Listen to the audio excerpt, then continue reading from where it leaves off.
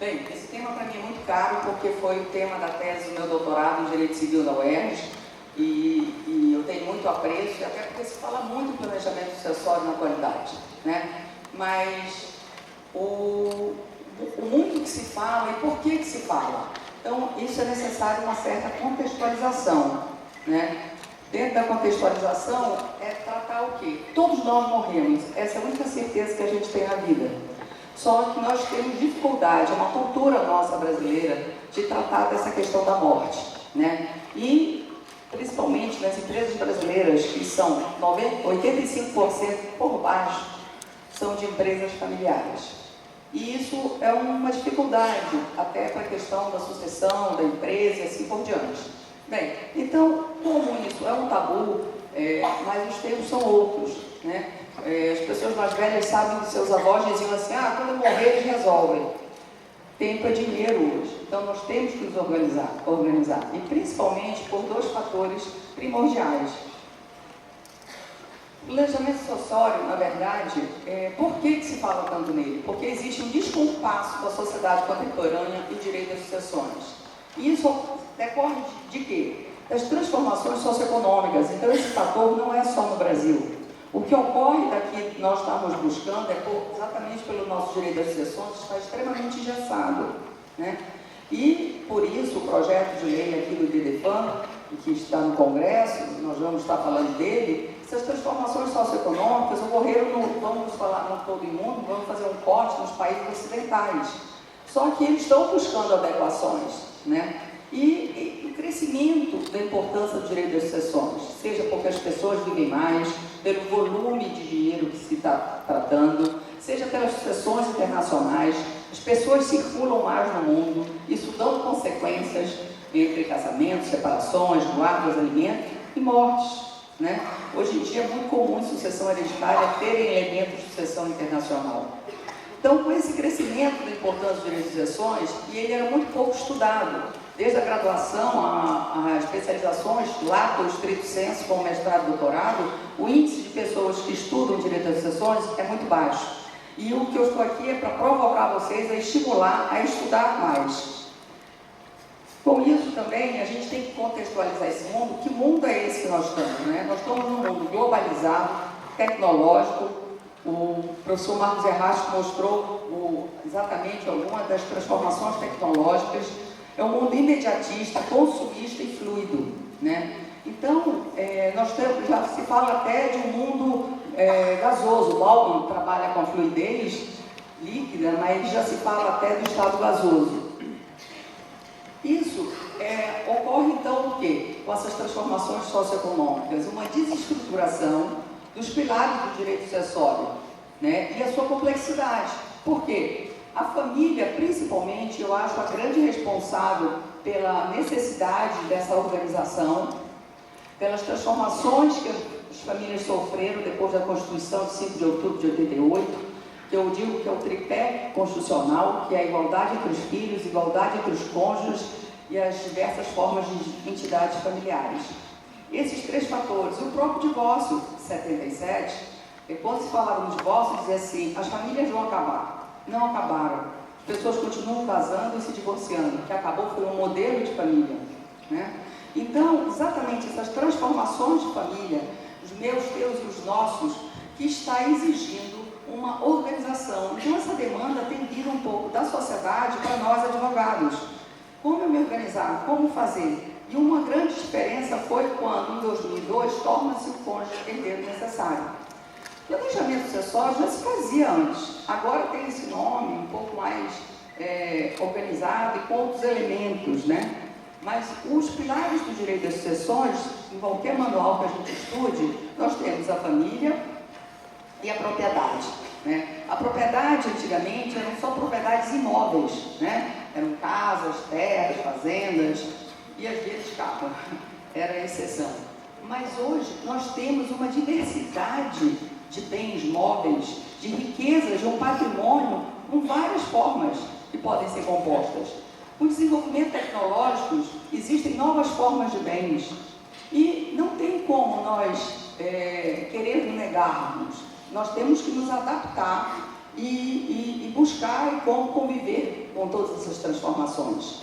Então, é necessária uma releitura do direito das sucessões. O projeto do BDFAM veio num momento muito adequado, porque, como eu disse, os países da Europa continental, todos já fizeram alterações, a França em 2006, 2008, depois a Alemanha em 2009, a Itália, que é um país extremamente conservador pela influência do direito de família, pelo Vaticano sendo a Itália, também tem flexibilizado em algumas situações.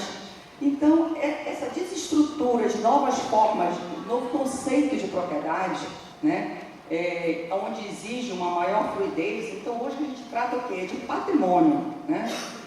Porque são novos bens, é muito mais só do que propriedade, a gente fala de um patrimônio. Pierre Catalan, no francês, ele fala: novos bens são complexos e imateriais. Um dia desse eu tive um inventário que era só de direitos autorais. Era uma pessoa de pequena posse, mas era autora de uma música que fez muito sucesso, regravada por várias pessoas, e era só de direitos autorais. Bem, com tudo isso, esse direito de sucessões está engessado, porque essa sociedade mudou e o nosso direito não. Bem, então o que é o planejamento sucessório? Ele nada mais é que um instrumento jurídico que permite a adoção de uma estratégia voltada para a transferência eficaz e eficiente do patrimônio de uma pessoa após a sua morte.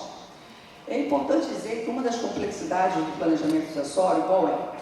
É que você tem que ir, como o código, livro 5º do Código Civil, que é o direito das sucessões, ele está insuficiente, nós temos que ir em outras áreas do direito privado buscar elementos e instrumentos para isso, né? Então, ele tem uma complexidade porque você vai estar com interface com direito societário, com direito previdenciário, com direito tributário, com direito internacional privado e assim por diante. Então, você tem que ter não só o conhecimento, quando você trabalha no escritório de maior porte, você pode ter representantes deles, mas se não, o que está acontecendo muito são parcerias, e cada escritório vem com a sua expertise, né? Vale ressaltar que o planejamento é realizado em vida, mas para a sua plenitude. Mas dentro dele você pode já vários instrumentos estar já fazendo em vida.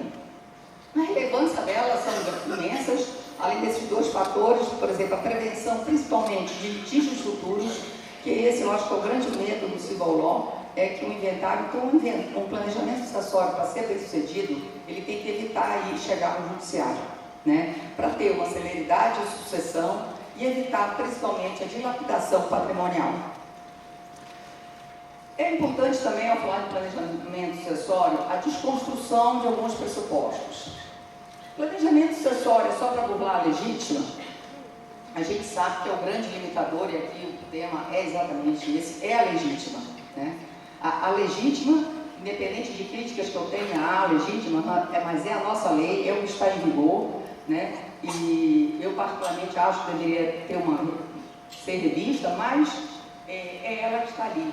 Então, é o nosso limitador, porque não é só ela, e todas as restrições, seja em doação ou em outras áreas, que ela vai ter, porque o sistema é uno, né? E então ele tem que ser coerente. Tudo para se buscar uma blindagem patrimonial, muito cuidado com muitos planejamentos sucessórios que estão ocorrendo, porque os CEPAs, as PGEs estão muito atentas. Eu vou dar um exemplo aqui num case final. Eu vou disponibilizar também o PowerPoint, alguns slides eu vou passar mais rápido, mas vocês podem ter acesso depois à jurisprudência, né? Então, muito cuidado. E outra coisa, planejamento sucessório não é só para as grandes fortunas, essas já se organizaram. Eu vejo o planejamento sucessório para nós da sociedade, nós que compomos a sociedade. Então, nós que somos advogados de família, é sim importante falar com o cliente, e olha, essa questão, como é, como não é, porque dois tabus estão no Brasil, um é de fazer testamento e o outro é pacto antinupcial, né? Não é cultura. Pacto antinupcial parece que a maior saia justa. Só se vai se falar no segundo casamento, normalmente, que aí às vezes já teve algum problema no primeiro, aí vai se organizar. Outra importância, outro fato muito importante no planejamento é a veracidade das informações do cliente. Acho que pulei para trás. Bem, o sistema do Brasil, nós temos o sistema dual, né? Quer dizer, a sucessão legítima e a sucessão testamentária. É importante dizer que a sucessão legítima, ela entrou no Código Civil de 1916, onde nesse período teve muito mais discussão do que na de 2002, teve uma opção, projeto de 2 senadores para poder ter uma alteração de liberdade de testar. Hoje isso é uma tendência no Brasil e no mundo, buscando uma maior autonomia dos autores de herança. A ordem locatória, eu não posso deixar de fazer uma certa crítica, que ela é taxativa, né? Descendentes, ascendentes, cônjuges colaterais, que nos descendentes hoje, a gente talvez não tenha que privilegiar o mais vulnerável. As pessoas estão vivendo mais 30 anos. Às vezes um ascendente está precisando muito mais de um apoio, um acompanhamento financeiro, que necessariamente um descendente que às vezes pode estar no apogeu da sua profissão. Agora, o que acontece é a sucessão testamentária, por mais que tenham crescido o número de testamento, e isso você pode obter através do colégio notarial, que realmente tem crescido, principalmente na região sul e sudeste, mas se faz muito pouco. Há uns 4 anos atrás, no estado do Acre, se fizeram 6, no outro ano só 3. Lógico que a gente está falando de testamentos públicos, né? É muito pouco, realmente não é da cultura. Mas eu acho que para planejar, você tem que estar sim utilizando essa possibilidade que o sistema nos dá de 50% ser. Mas tem a questão, às vezes, familiar, de não querer ficar em situação, mas a gente tem que exercer sim nossa vontade. Outra coisa muito importante, e que tem vários efeitos, e quando a gente só vem estudar, não são só os instrumentos. A gente tem que estar muito atenta a questões de regimes de bens, os herdeiros necessários, né? O projeto do BDFAM vem aí. Então, esse momento, porque para se fazer o planejamento, você tem a qualificação da pessoa, a dimensão da natureza do patrimônio e a intenção do autor da herança. Nesse momento da qualificação, eu tenho que saber quantos herdeiros necessários, se ele é casado, se não é, se tem regime, se é companheiro, se tem pacto, se não é. Então, todos esses assuntos de direito de família refletem neste momento. Alguns instrumentos, né, o que nos fornece o código é o testamento, fideicomisso e o codicilo. Fideicomisso tem um projeto aí dentro do BDFAM que talvez volte a ser um instrumento mais utilizado, porque agora com a restrição do Código 2002, da prole eventual, ele ficou muito restrito. O codicilo a gente sabe que é para pequenas montas. Então o testamento, ele ganhou com o planejamento sucessório muito mais importância, porque ele vem dar o quê? Uma segurança jurídica, ele vem reforçar a vontade do autor da herança. Bem, e alguns instrumentos intervivos, eu só estou falando exemplificarmente, tá? É o seguro de vida, que tem hoje em dia produtos altamente sofisticados, uma diversidade de produtos, porque tem se buscado muito o seguro de vida por não entrar no inventário principalmente. Doação, né, seja com usufruto, as limitações que tem que ter a doação por conta do seu sistema, como eu falei, ser integral, ser uno, fundos de rendimentos, fundação, previdência privada aberta, né? Outros nós não temos no Brasil, mas temos o projeto de fiducia que está no Congresso também, e as holdings, né? Eu tenho um excelente artigo da professora Simone Passinari, que ela fala sobre as holdings, que nem sempre, porque muito se fala de planejamento como se a menina dos olhos fossem holdings. Tem que se avaliar muito os casos. Aqui também uma forma pejorativa, uma decisão recente de julho de 2019, onde se fala em fraudar utilizando a previdência privada para um senhor, previdência privada contratada, entretanto, quando o decurso já constava 93 anos, que se consubstancia em planejamento sucessório com o fim de fraudar a ordem de vocação hereditária que não deve prevalecer, né? Então, as decisões têm muito visto o planejamento sucessório de uma forma pejorativa, como se fosse para fraudar o legítimo. Aqui um caso interessante de uma fundação offshore, onde entrou um mandado de segurança, é um patrimônio significativo de 1,5 bilhão, mais ou menos, do estado de São Paulo, onde tinha, e a PGE simplesmente disse que a tese que era uma doação em vida e que toda a operação tinha sido para fugir do pagamento do imposto de transmissão mortis-causa. Então, eu estou mostrando para vocês que realmente aí teve uma extinção do mandado de segurança sem resolução do mérito, sob o argumento de que seria necessária a instrução probatória para distinguir se a hipótese se trata de evasão ou elisão fiscal. Possíveis caminhos, né, a adaptação da legislação sucessória no Brasil, e aí eu venho também com a questão dos limites, né, que é a revisão da legítima. Vários países na Europa, principalmente, fizeram algumas revisões, mesmo quem mantém a legítima, eles têm, principalmente a da Espanha, que tem leis mais recentes do Código Civil pelas comunidades, da Catalunha, ele reduziu para 25%. Então, é uma tendência, isso eu sei que é um assunto muito delicado, porque o Brasil é muito diverso, de cenários bem distintos, mas eu acho necessário, mas eu não vejo a curto prazo ter alguma alteração na questão da legítima. Outro caminho poderia ser uma flexibilização do artigo 426, que também eu vejo como uma forma de vir auxiliar, seja a questão da renúncia. A Itália, por exemplo, ela é muito conservadora no direito, mas o que acontece? Ela abriu uma exceção para os pactos de família, né? Que pode haver renúncia na questão da empresa. Então, talvez seja um caminho, já tem doutrina sobre isso, livros, teses, artigos que estão se buscando, né? A professora Ana Carolina Brochato Teixeira, agora no Congresso do BD Civil, falou, disse que é um não, mas é um não que já está mudando um pouco de tom, e vários autores já fazem uma defesa em relação a isso, né? E a tributação, por quê? A tributação ela pode ser, sim, um estímulo à solidariedade, onde você pode dar uma maior isenção, e você pode, talvez, diminuir a taxa para quando sejam familiares. A Alemanha utiliza essa estratégia, então também você pode utilizar. É importante destacar que o Brasil é um dos países que mais baixo se paga tributos dessa natureza, né? Comparando não só com a América Latina, mas também com a Europa. Eu entendo, depois do meu estudo, que autonomia, maior liberdade, significa maior tributação.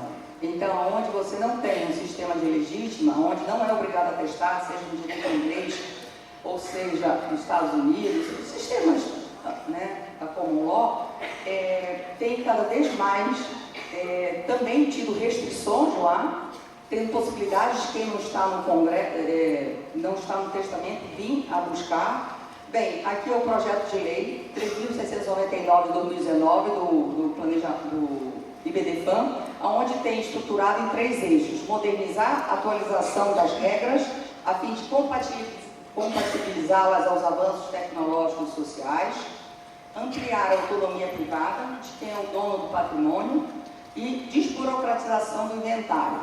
Nesse sentido, nós temos